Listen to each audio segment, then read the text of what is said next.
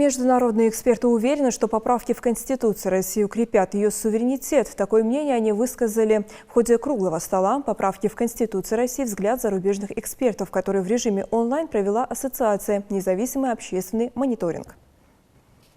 Российская Конституция будет подчеркнута, если россияне примут поправки преимущества внутренних законов над иностранными. Это, по-моему, очень важный и актуальный сегодня вопрос, сказал политолог, общественный деятель из Франции Дмитрий Декошко.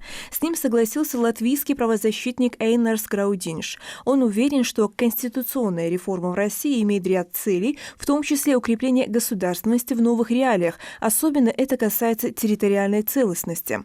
Он также напомнил о поправках, касающихся приоритета национального законодательства над международным правом и усиления социальных гарантий населения. Россия четко определила, что она не хочет идти по пути, по которому шла в 90-е годы. Она выбрала другой путь, традиционный, сказал в свою очередь политолог, научный директор Германо-Российского форума Александр Рар.